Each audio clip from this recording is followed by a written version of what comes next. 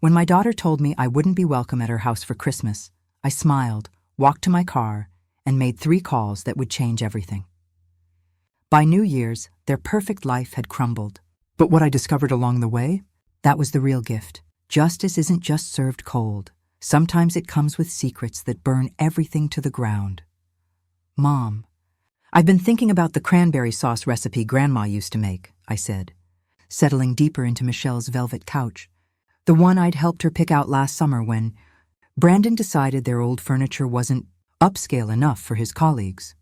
The December afternoon, light filtered through silk curtains, 2,400 worth of silk curtains that had maxed out my visa.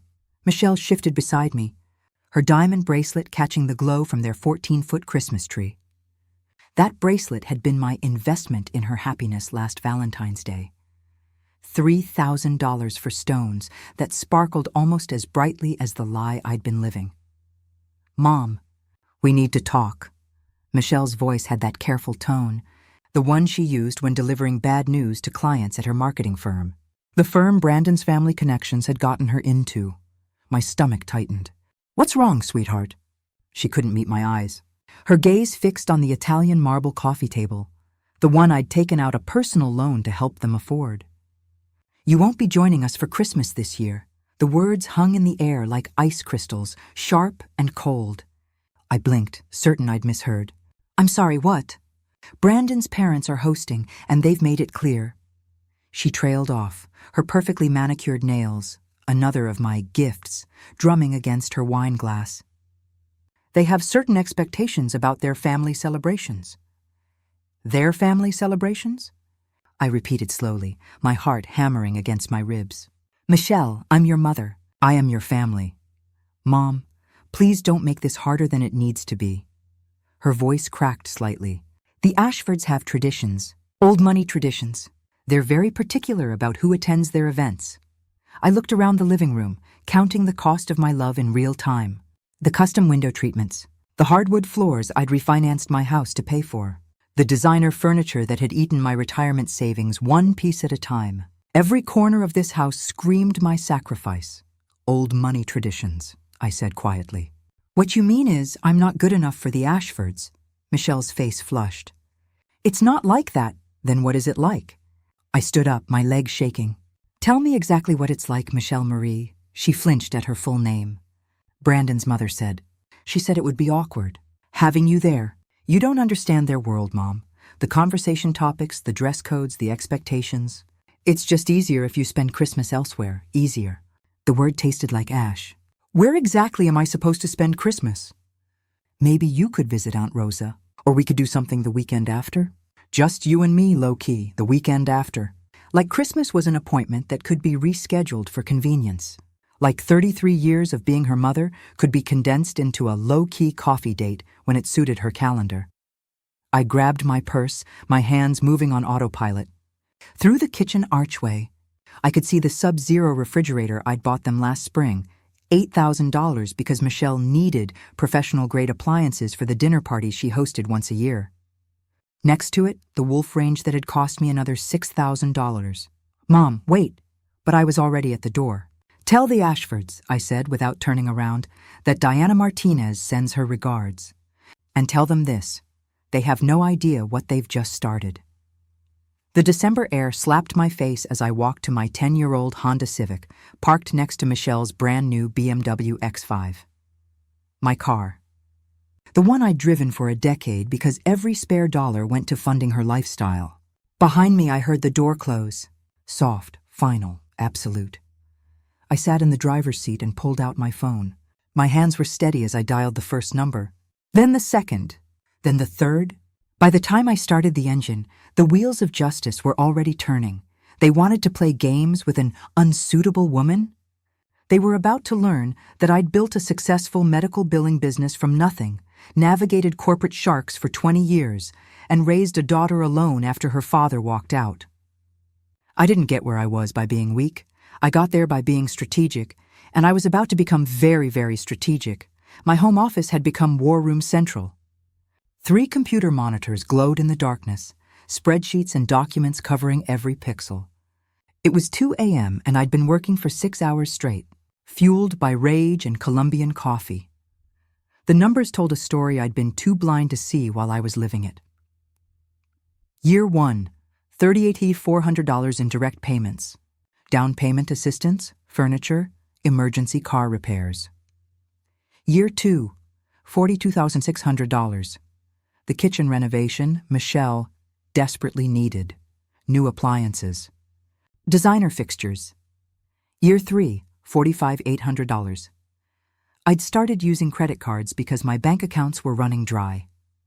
Year 4, $41,200. I'd stopped buying myself clothes. Started shopping at discount grocery stores. Year 5, $39,000 so far. I'd been eating ramen noodles for dinner to make ends meet. Total, $207,000, $207,000. More than my house was worth. More than I'd spent on myself in the last 20 years combined. But it was the email I'd stumbled across that made my blood run cold. I'd been going through old messages, looking for receipts, when I found the email chain Michelle had forwarded me accidentally 2 years ago. At the time, I'd thought nothing of it. Now, reading it with clear eyes, I saw everything. From Brandon Ashford, Ashford Investments, to Michelle Martinez agmail.com. Subject, your mother Michelle. My parents made their position clear at dinner last night. They're willing to accept our marriage, but your mother needs to understand her place. She's too ethnic, too working class, too obvious about her financial struggles. It reflects poorly on our family name. The monthly allowance we receive from her is helpful, but we need to be strategic. Keep her at arm's length socially while maximizing financial support. My trust fund doesn't fully vest until I'm 35, and we need her money to maintain our lifestyle until then. Once the trust activates, we can phase her out completely. Maybe suggest she move to Arizona or Florida. Somewhere far away. Make sure she doesn't suspect anything. Your mother seems like the type who'd cause problems if she felt used. I read it 3 times, my hands shaking so badly I had to set down my coffee mug. They'd planned this. All of it. The emotional manipulation, the financial exploitation, the gradual social exclusion. It was a coordinated strategy, executed over 5 years, designed to bleed me dry while pushing me out of my daughter's life. And Michelle had gone along with it. My daughter. The girl I'd raised alone after her father abandoned us. The girl I'd worked 3 jobs to put through college. The girl who used to say I was her hero. She'd sold me out for Brandon Ashford's trust fund and a house in the right neighborhood. I sat back in my chair, staring at that email until my vision blurred. Then I did what any good strategist would do. I saved it, backed it up, printed multiple copies, and I started planning phase 2 of my response. I called my lawyer at 9 a.m. sharp. "Diana, good to hear from you," Robert Chen said cheerfully. "What can I do for you?" "I need you to draft a formal demand letter. I'm calling in a debt." Silence. Then, "What kind of debt are we talking about?" $207,000, 5 years of financial support to my daughter and son-in-law. I have documentation for every penny, bank transfers, receipts, emails discussing the amounts. I want it classified as a loan with immediate repayment demanded. Robert whistled low. That's going to cause some serious family friction. The family friction already exists. I'm just making it official. Can you do it? I can do it. But Diana, are you sure? Once we send this letter, there's no taking it back. This is nuclear. I thought about that email. About Brandon's casual cruelty. About Michelle's betrayal. About Christmas dinner I wasn't good enough to attend. Send it, I said. And Robert? Make it airtight. I want every legal option on the table if they refuse to pay. You got it. I'll have it ready by tomorrow. My second call was to my accountant. Maria, I need to know something. If I gave my daughter $207,000 over 5 years without formal loan documentation, can I still claim it as a debt? Maria Chen, Robert's sister, which was convenient, hummed thoughtfully. Depends. Do you have any written communication showing intent to be repaid? I pulled up another email, one from 3 years ago. Michelle writing, Mom, thank you so much for the loan for the renovation. We'll pay you back as soon as Brandon's promotion comes through, I promise. Yes, I said. I have written acknowledgement that it was understood as a loan. Then you're in good shape. Send me everything. Let's build an ironclad case. My third call was the most important one. I dialed the number for Preston Ashford Sr., Brandon's father, the patriarch of the Ashford dynasty. Old money, old power, old prejudices, his secretary answered. Ashford Investments, how may I direct your call? This is Diana Martinez. I need to speak with Mr. Ashford about his son Brandon. It's urgent and concerns significant financial irregularities. I'm sorry, but Mr. Ashford doesn't take unsolicited calls. Tell him I have documentation of his son's fraudulent financial activities and his involvement in elder financial exploitation. He'll want to take this call. A pause. Then, please hold. 2 minutes later, a deep voice came on the line. This is Preston Ashford. Who the hell is this and what are you talking about? Mr. Ashford, my name is Diana Martinez. I'm your daughter-in-law, Michelle's mother. I believe we need to have a conversation about your son's character and financial dealings. I know who you are, he said coldly. Brandon mentioned you. Look, Miss Martinez, Mrs. Martinez, my late husband and I were married for 15 years before he passed. Mrs. Martinez, he corrected, not missing a beat. If you're calling to complain about Christmas arrangements, that's a family matter. My wife has standards for her gatherings, and quite frankly, I'm calling because your son has orchestrated a 5-year scheme to fraudulently obtain over $200,000 from me while systematically working to isolate me from my daughter's life. I have emails detailing his strategy, including his explicit intention to phase me out once his trust fund vests. The silence on the other end was profound. I'm going to email you something, Mr. Ashford. Read it carefully. Then we'll talk about whether you want this information to remain private or become part of a very public legal proceeding. Do you have a personal email address, or should I send it through your secretary? Send it to prestonashford.privateeggmail.com, he said, his voice different now. Careful. I'll wait.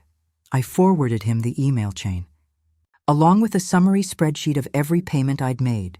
Then I waited, listening to him breathe on the other end of the line as he read. Son of a bitch, he finally said, and there was something in his voice I hadn't expected.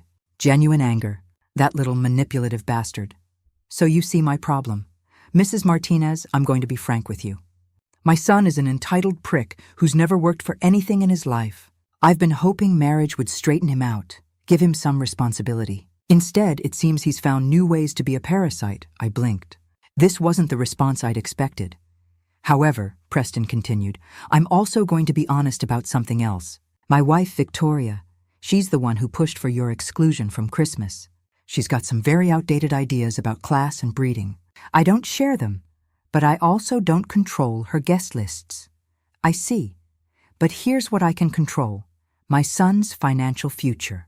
That trust fund he's waiting for? It vests when I say it vests. And right now, I'm thinking it might need to be delayed. Indefinitely. A slow smile spread across my face. Mr. Ashford, I think we might be able to help each other. I think you might be right. Let's meet. Tomorrow, 2 p.m. my office. Come alone. We're going to discuss the terms of a very interesting arrangement. After I hung up, I poured myself a glass of wine and walked to my living room window. Across town, Michelle and Brandon were probably planning their perfect Christmas with the perfect Ashford family, completely unaware that their world was about to implode. They'd made one critical mistake. They'd underestimated a mother's love, and more importantly, they'd underestimated a mother's fury. Preston Ashford's office was everything you'd expect from old money. Mahogany panels, leather chairs that had probably cost more than my car, and windows overlooking downtown Spokane like a king surveying his kingdom. He stood when I entered, a tall man in his 70s with steel-gray hair and sharp blue eyes that missed nothing. Mrs. Martinez, thank you for coming. Thank you for seeing me. He gestured to a chair and poured 2 glasses of scotch without asking if I wanted one. I spent all night reading through the documents you sent. Then I had my personal attorney review them this morning. Your case is solid. You could take my son and your daughter to court and likely win a significant judgment. But you'd prefer I didn't. He smiled. You're sharp. I like that. Yes, I'd prefer to keep this out of court. The Ashford name has enough scandals without adding financial exploitation of an elderly woman. I'm 56. Financial exploitation of a middle-aged woman, he corrected smoothly. Still not a good look, so here's what I'm proposing. A settlement.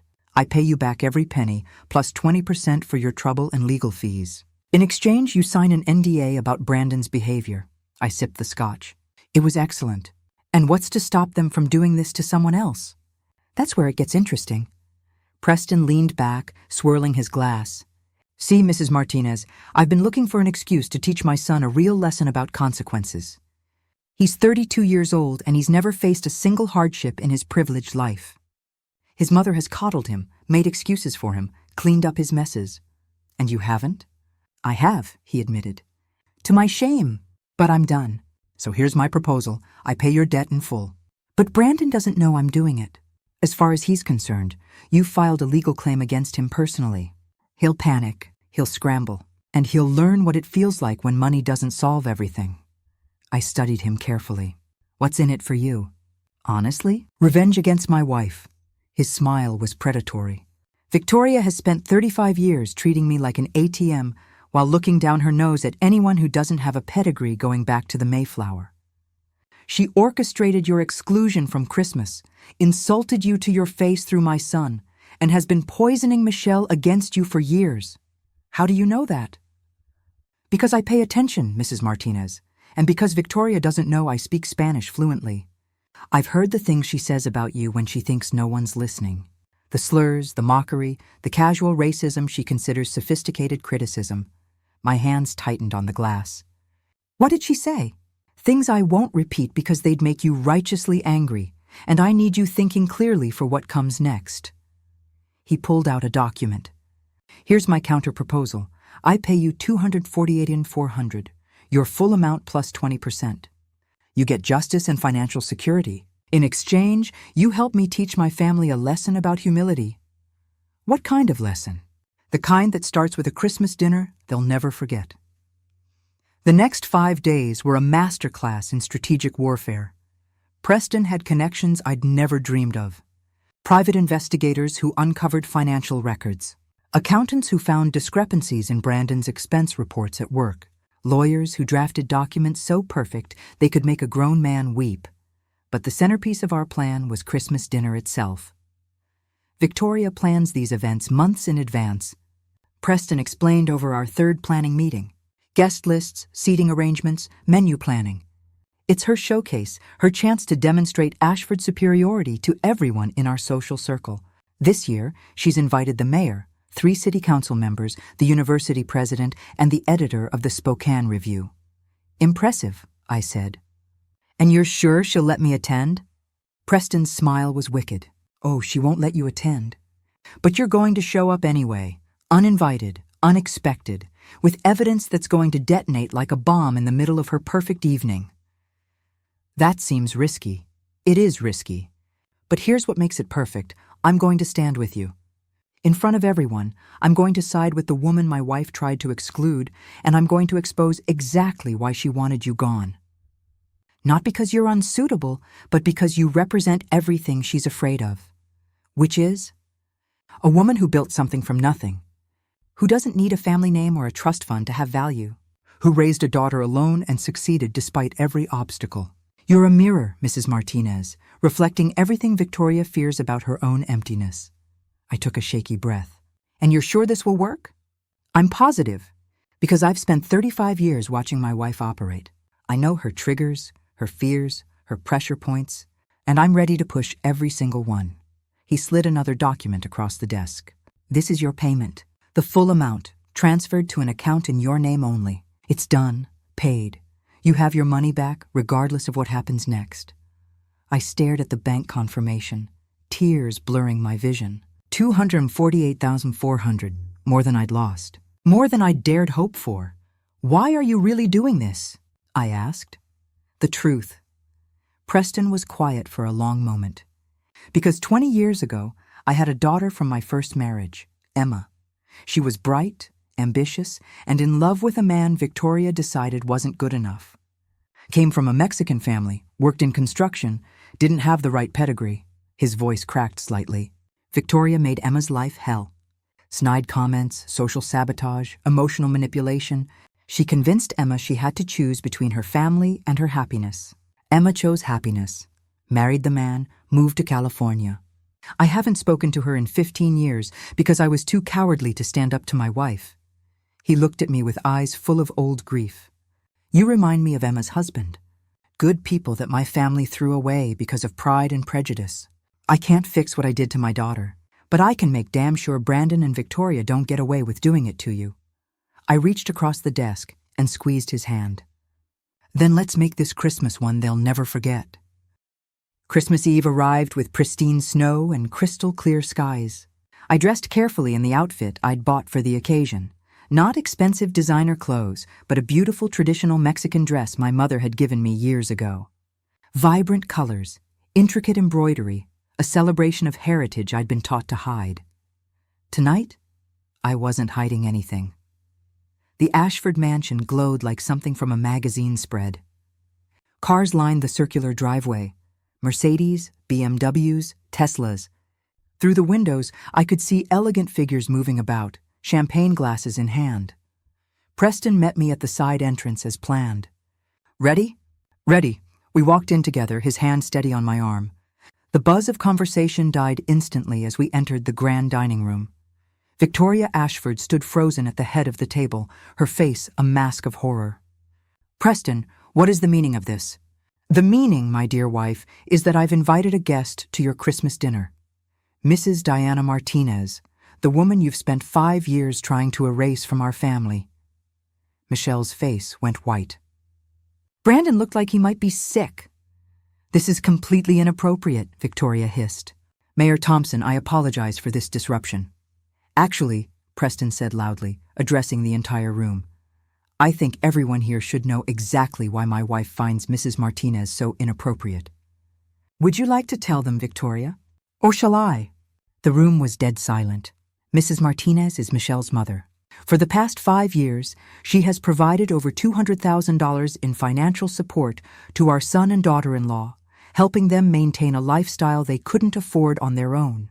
In return, they've systematically isolated her, mocked her heritage, and ultimately excluded her from Christmas dinner because my wife decided she wasn't classy enough to meet our guests. Gasps rippled around the table. That's not... Victoria started. It's true, I said clearly, finding my voice. Every word. But that's not even the worst part. I pulled out my phone and projected Brandon's email onto the wall using the hidden equipment Preston had installed earlier. The words appeared 15 feet high for everyone to read. Keep her at arm's length socially while maximizing financial support. Once the trust fund activates, we can phase her out completely. Michelle made a strangled sound. Brandon stood up so fast his chair fell over. This is taken out of context, he stammered. Mom, I can explain. I'm not your mom, I said coldly. Not anymore. You sold that relationship for money and social status. The mayor stood up, his face flushed. Preston, Victoria, I think I'll be leaving now. This is unconscionable. Please don't, Preston said. Because we're not done. Diana, show them the rest. I pulled out the second set of documents. While I was investigating my own financial exploitation, I discovered something interesting. Brandon hasn't just been scamming me. He's been embezzling from Ashford Investments for the past 3 years. Small amounts, carefully hidden, but it adds up to about $380,000. Brandon's face went from white to green. That's a lie. Dad, she's lying. I have the forensic audit right here, Preston said calmly. Conducted by an independent firm over the past week. You're fired, effective immediately. And you're damn lucky I'm not pressing charges yet. Victoria collapsed into her chair. Around the table, the guests were standing, gathering coats, making excuses. The perfect Christmas dinner was disintegrating in real time. But I wasn't done. There's something else everyone should know, I said, my voice carrying through the chaos. Something I discovered 3 days ago that changes everything. Michelle looked up, tears streaming down her face. Mom, please. I'm not your biological mother. The room went silent again. Even Preston looked shocked. What? Michelle whispered. I pulled out the DNA test results. I got suspicious about some health records and ran a test. You're not my daughter by blood, Michelle. Which means your father lied to both of us. The story spilled out, the truth I'd uncovered through a private investigator. Michelle's real mother had been Richard's mistress. When she died in childbirth, Richard had brought the baby home and told me she was ours, the result of a fertility treatment I'd supposedly undergone while sedated due to complications. I'd believed him. Loved Michelle as my own, raised her for 33 years without question. But here's the thing, I continued, my voice breaking. None of that mattered to me. Blood or not, you were my daughter. I loved you completely. And you threw that away for people who see you as nothing but a social accessory. Michelle was sobbing now. Mom, I didn't know, but you knew enough. You knew what you were doing was wrong, and you did it anyway. Victoria found her voice. So this whole performance is revenge from a woman who isn't even— Careful, Preston said softly. Finish that sentence and I'll divorce you tonight and leave you with nothing. The prenup is very clear about moral character clauses. I turned to leave, but Michelle grabbed my arm. Please, please don't go. I'll fix this. I'll make it right. How? I asked. How do you fix 5 years of betrayal? How do you fix telling your mother she's not good enough to exist in your world? I don't know. But I'll try. Every day for the rest of my life, I'll try. I looked at her, at this woman I'd raised, who'd broken my heart. Then you start by moving out of that house. You get jobs that actually cover your bills. You build a life on your own merit, not my money or the Ashford name. And maybe, in a few years, we'll talk about forgiveness. I pulled my arm free and walked out of the Ashford mansion into the crisp Christmas Eve air. Behind me, I could hear Victoria screaming, Brandon protesting, and Michelle crying. Preston followed me out. That was brutal. It needed to be. The DNA revelation. That was quite the twist. I didn't see that coming. I looked at him and smiled. Neither did they. New Year's Day arrived with unexpected warmth. I was organizing my home office when the doorbell rang. Emma Ashford stood on my doorstep. I recognized her immediately from the photo Preston had shown me. Older now, lines around her eyes, but the same fierce determination in her expression. Mrs. Martinez? I'm Emma Ashford Garcia. My father called me last week. He told me everything.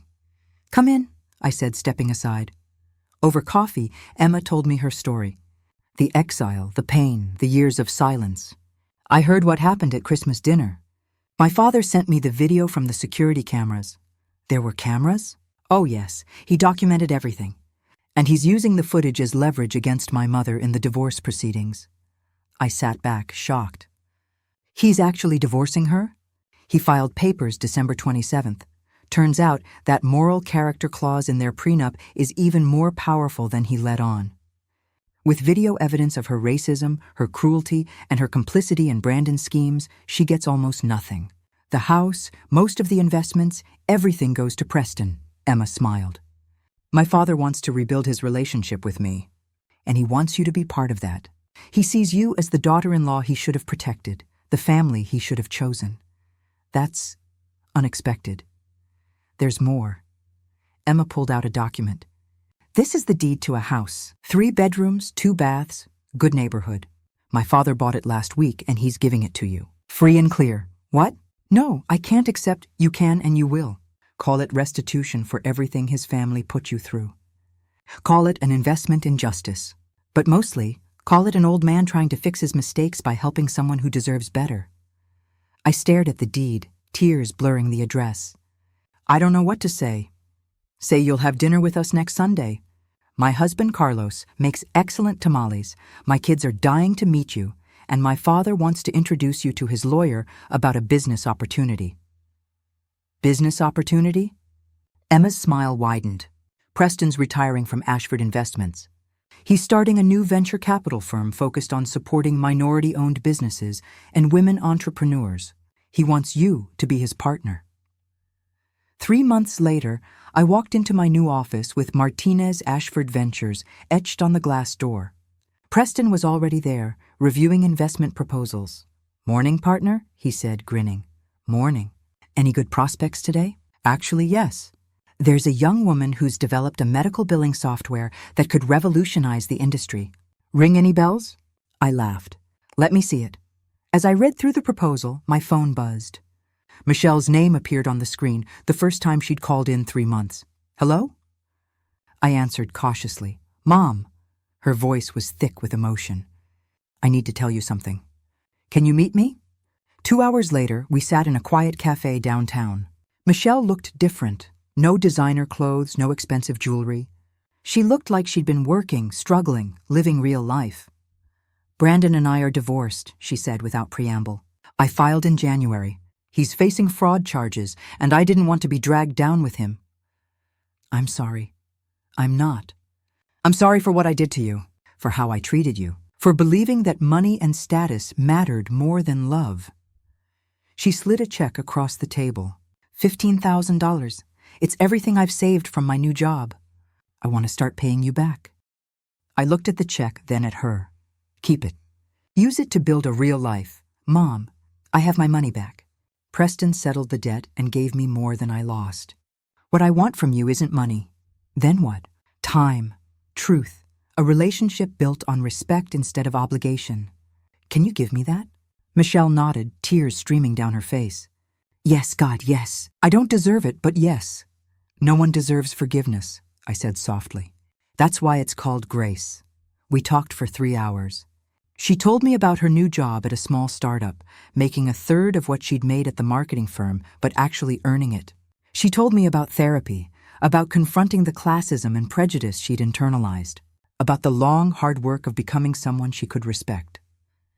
There's something else, she said as we were leaving. Something I need to tell you about the DNA test. My stomach dropped. What about it? I ran my own test afterward, compared it to every relative I could find. She pulled out her phone. Mom, that test you showed everyone? It was wrong. Or maybe it was manipulated? What are you saying? I'm saying we matched. 99.7% probability that you're my biological mother. That story about Dad's mistress? I think someone planted that to hurt you more.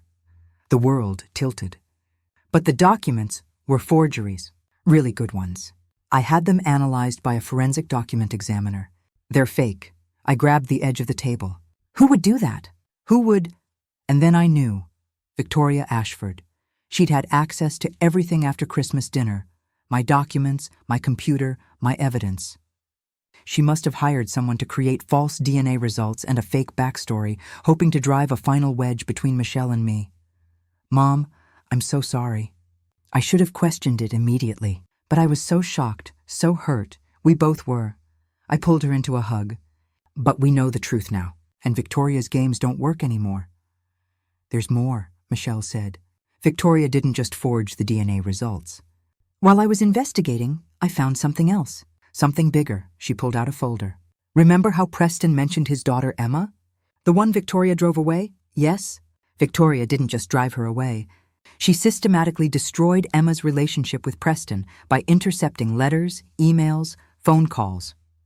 For 15 years, Emma thought her father had abandoned her. Preston thought Emma wanted nothing to do with him. Victoria orchestrated the entire estrangement. Oh my God! And there's proof. Digital evidence that Victoria's lawyer didn't know existed. Preston is furious. The divorce just became a criminal matter. 6 months after that Christmas dinner, I sat in a courtroom watching Victoria Ashford face the consequences of decades of manipulation, fraud, forgery, interference with parental rights. The charges kept mounting as Preston's legal team built their case. Victoria's lawyer had tried to negotiate a plea deal, but Preston refused. Some things, he told me, are worth more than convenience. Accountability is one of them. The judge read the sentence: 3 years in minimum security, 5 years probation, and a $500,000 fine to be paid to a scholarship fund for first-generation college students from immigrant families. Victoria's face crumpled as they led her away. I felt no satisfaction, no triumph, just a quiet sense that the universe had balanced its scales. Outside the courthouse, Preston, Emma, Carlos, Michelle, and I stood together in the spring sunshine. Thank you, Emma said, squeezing my hand, for giving my father the courage to fight back. Thank you for giving me a new family, I replied. Michelle stood slightly apart, still uncertain of her place in this reconfigured constellation. I reached out and pulled her close. You're part of this too, I said. We all make mistakes. What matters is what we do next. Preston cleared his throat. Well, this calls for a celebration. Who's up for dinner? Only if Diana makes her famous tamales, Carlos said, grinning. And I'm helping, Michelle added quickly. I want to learn the recipe, the real way, from my mom. My mom. 2 words that meant more than any amount of money ever could. Christmas arrived again, as it always does. But this year was different. My new house, Preston's gift, was filled with the sounds of family. Real family. Emma's children running through the halls. Carlos telling stories in Spanish and English. Preston arguing good-naturedly with Michelle about investment strategies. Rosa and her family arriving with armfuls of presents. The dining table I'd bought myself, with money I'd earned through Martinez Ashford Ventures, was loaded with food. Traditional Mexican dishes alongside classic American sides. A celebration of cultures, not a hierarchy. Speech, someone called out. Diana should make a speech. I stood up, looking around at faces that had become precious to me.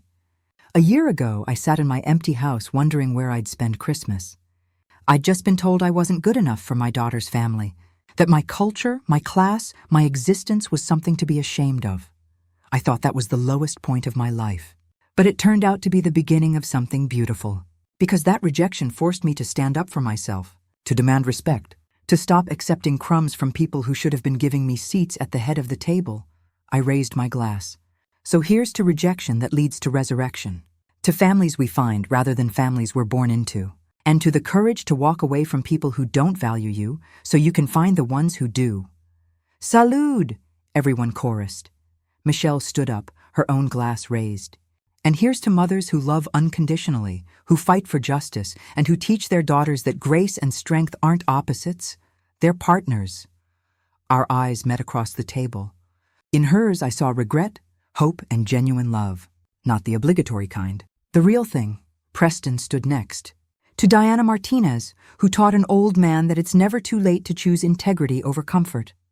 Who showed my family what real class looks like, and it has nothing to do with money or lineage. As everyone drank and cheered, I felt Maria's presence, my late husband, who'd left me with debts and secrets, but also with the strength to survive them all. I'd learned that family wasn't about blood or obligation. It was about choice, respect, and showing up, even when things got hard. The doorbell rang. "I'll get it," Michelle said, jumping up. She returned a moment later with Brandon. The room went silent. He looked terrible, thin, exhausted, aging beyond his years. "I'm sorry to interrupt. I just wanted to—" He looked at me. "I wanted to apologize, in person, in front of witnesses." "You drove here on Christmas just to apologize?" I asked. "I've been driving here every Sunday for 6 months. You're never home on Sundays." He tried to smile but failed. "Michelle told me you'd be here today. I hoped you might give me 5 minutes." Preston started to stand, protective, but I waved him back down.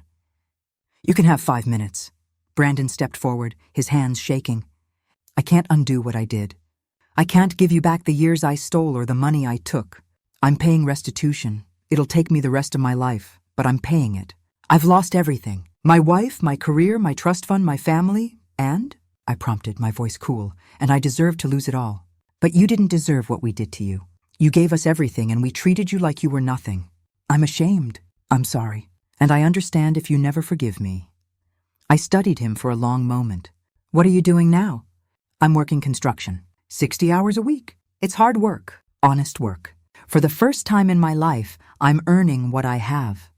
"Good," I said. "Keep doing that. Keep being honest. And in a few years, if you're still on that path, we'll talk." He nodded, tears in his eyes. "Thank you. That's more than I deserve." After he left, Emma spoke up. "That was generous of you." "It was realistic," I corrected. "People can change. Not everyone does, but some people can. I won't know which kind he is until I see sustained effort over time." "You're a better person than I am." Preston said. "No. I'm just someone who learned that holding grudges only poisons the person holding them. Justice is important. Accountability matters, but so does the possibility of redemption." Michelle came over and hugged me. "You're the strongest person I know." "No," I said, hugging her back. "I'm just someone who finally learned her own worth, and who refused to settle for less than she deserved." The evening continued with food, laughter, and love. As I looked around the table at this chosen family, I realized something profound. The greatest gift I'd given myself wasn't the money I'd reclaimed or the justice I'd won. It was permission to take up space, to demand respect, to exist fully and unapologetically in a world that had tried to make me smaller. I'd gone to that Christmas dinner a year ago as someone invisible, apologizing for existing. I'd emerged as someone who knew her worth, and that transformation, that was worth more than any trust fund, any mansion, any seat at any table, because I'd built my own table now. And everyone who sat at it was there by choice, by love, and by mutual respect. That was the real victory. That was the real revenge, not destruction. Reconstruction. If you enjoyed this story of justice, redemption, and found family, please like, subscribe, and share your thoughts in the comments. What would you have done in Diana's situation? Let us know below.